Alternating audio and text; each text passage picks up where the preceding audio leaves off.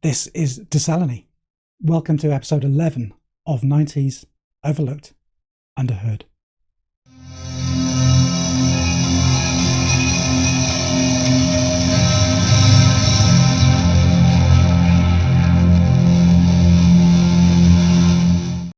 So, brief explanation in case you missed the last episode. My intention was to include both this album and the album from episode 10 together on a single video due to the kind of overlap that the band shared, but it was going to be far too long. So please go back and have a look at episode 10 if you want to see some of my scene setting there. So the album I'd like to talk about today is 41 by Swell, released, I believe, in September of 1993, although I have seen some other dates pitching it far earlier in the year than that, but nevertheless, 41 was released in 1993. So as I've already said, Swell were also a San Francisco band.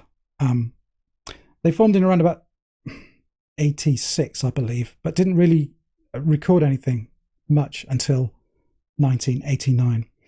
They were initially formed by the meeting of David Freel, the guitarist and songwriter, and Sean Kirkpatrick, the drummer.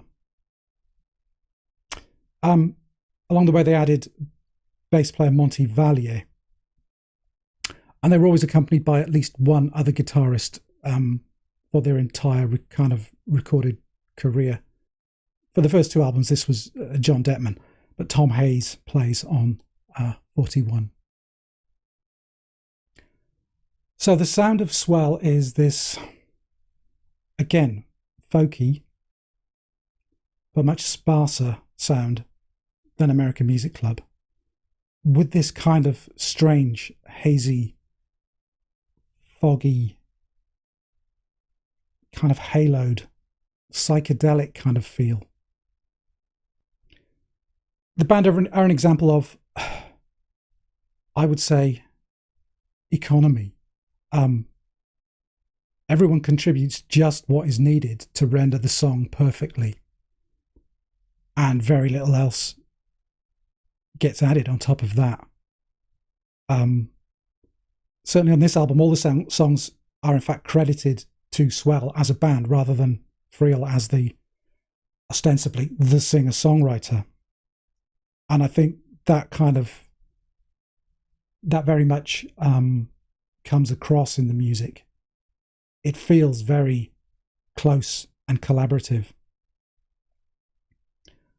But I think the other member of the band, if you like, and I'm referring it to a member even though it isn't a member, and I'm not referring to their other guitarist here, but the other member is the band's rehearsal and recording space, which was based at 41 Turk Street in the Tenderloin district of San Francisco. So this space, 41, gives the album its title. And it feels as if it is like a prism, which is kind of focusing and refracting the band's music in an entirely kind of unique way. I know for a fact that they would suspend microphones either just outside or just inside the windows of the property, just to try and pick up the kind of the atmosphere of the Tenderloin district. They'd pick up street noise, the sounds of people shouting, partying,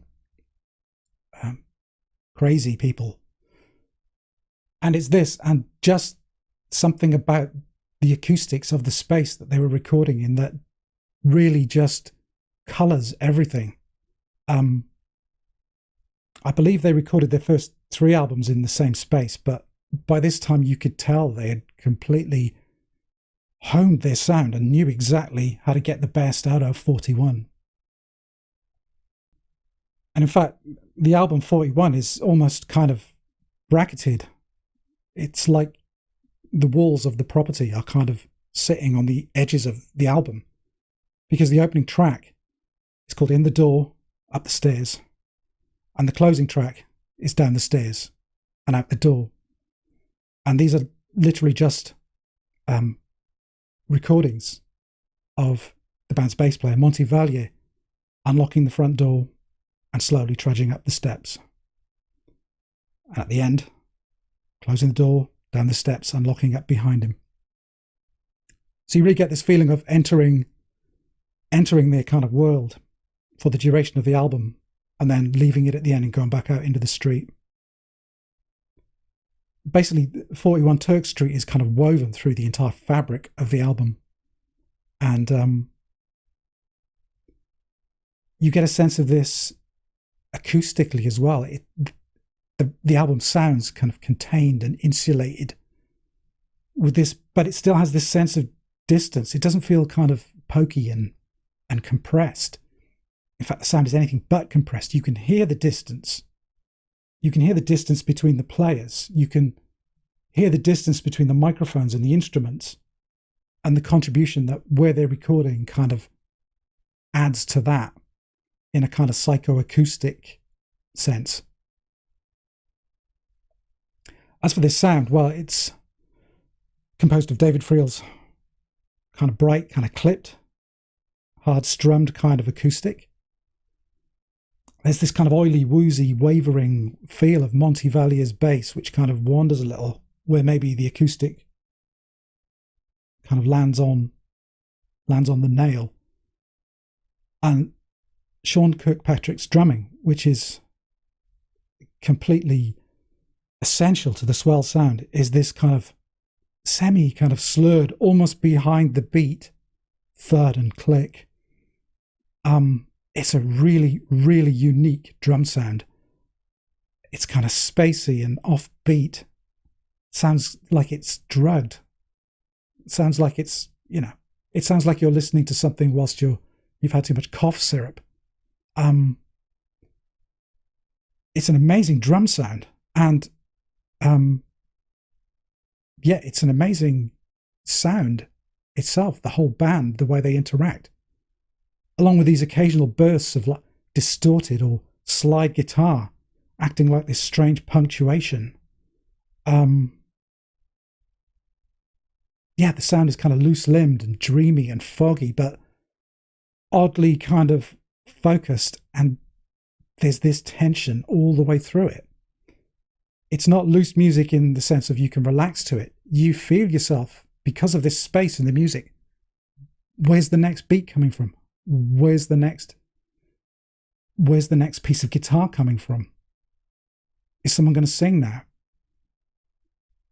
It's a very unique sound. I should stress, it's not kind of just a live sounding record. It's not just people in a room with some mics set up and that's what you get. It's like they're using the space as kind of an effects unit or something that just filters everything they do. It's a pretty extraordinary sound for what is quite a simple arrangement. So all this talk of kind of, druggy, loose-limbed, foggy. I just want to stress that this isn't kind of what might have been called slacker kind of music of the time. It is very, very tightly constructed. But it just has this kind of loose, billowy feel that creeps through it. David Freel's voice is this kind of rich baritone, which has got this semi-spoken kind of feel to it. Imagine kind of a Lou Reed, possibly, but with less of his kind of strut or threat. It's kind of a calming kind of voice, kind of disconnected, but still, very engaging. It's a really kind of rich presence in the music. And it lends these kind of, some of these almost kind of throwaway, non sequitur phrases that form the lyrics. It just renders them profound and meaningful in a way that you can't explain. Swell are a mystery. They are all these contradictions mashed together that just somehow produces this perfect kind of impenetrable sphere that you're allowed into for the duration of the album, and then you leave at the end. I'm hard pressed to think of any real precedent sound-wise in terms of other bands or other music. But there's a little bit of that, maybe the Pixies kind of, that folky kind of sweetness, but without the kind of the violent, disruptive edge that never really creeps in Swell. There are hints of it, but it's almost like it's a distant threat. There's no need to kind of stop and start and go loud, go quiet. Things just flow a lot more. Again, for this time of the 90s, it's a very odd sound. It's a very unique sound. You know, the 90s was, at this point, dynamics was the big thing. Stop, start, loud, quiet. And 41 just has this kind of oily flow through it that just is completely at odds with the kind of the tastes of the day. So just to talk about some tracks, song 7, I think this is kind of like the prototypical sound of Swell. If you don't have time to hear the whole album, then just try and find this one song and you will get a feel of what Swell were about. These kind of thudding, nudging drums just kind of prodding the song along with this kind of insistent, nagging acoustic, just kind of going along with things.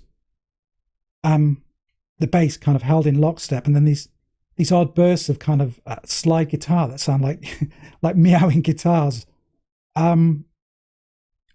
And then when the drums kind of kick up a gear at this clattering kind of jolting kind of pattern, it kind of pulls you awake again. Yeah, it's almost a prototypical Swell song. And lyrically as well, it has a lot of these kind of non sequitur lines that seem as if they don't belong together, but in some kind of dreamlike way, they just follow one another perfectly. Freel sings, "So far I'd say tonight just takes too long." I don't know what that means. I don't know where that goes in the context of the song. But when you hear it in the context of the song, it works. Having played in a band many years ago myself, the word we had for it was just feely. It's just feely. It's just got something that you can't quite put your finger on that just happens when everyone's kind of in lockstep.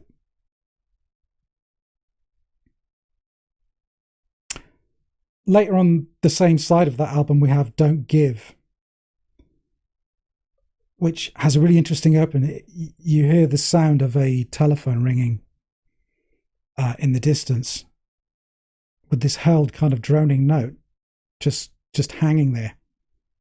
And then this little kind of whistled refrain comes in, which sounds like something from an old detective show or something. I was trying to remember which one it was, and I think it might be Kolchak, the Night Stalker, if anyone remembers that. But either way, this hissy jangle of guitar kind of builds in, and then there's this kind of air of menace, this kind of clouding that happens. And the drums kind of gradually escalate and interject into the song, and it explodes with this kind of big, huge dissonant guitar chord. And it's like that's the peak of the song. And then they kind of bring the mood down, and the song gradually kind of de-escalates. Freel singing, "And I love this town." And you hear this kind of little sunken bass melody towards the end. And then the song just stops. It is kind of just amazingly simple, atmospheric. None of those kind of cheap, kind of loud, quiet, dynamic things. Although there is a section in the middle, the guitar jumps in, but it's purely there. It's warranted. It's part of the song. This is not a verse, chorus. Play the loud bit, play the quiet bit. It all adds to this kind of feeling of tension. You know, as the song starts, you get this feeling of an unanswered phone ringing, and that tension you feel when you hear a phone not being picked up. It's a fabulous song. It's very hard to describe a kind of a mood, but this is a mood in a song. Yeah, great stuff. I think similarly, Find A coming late on side 2 is a real standout. It's very difficult to describe these songs because they're so composed of these individual players and their interaction, that you just kind of get entranced in this interplay between Kirkpatrick's drums and Vallier's bass, and the timing when Freel comes in with his lines.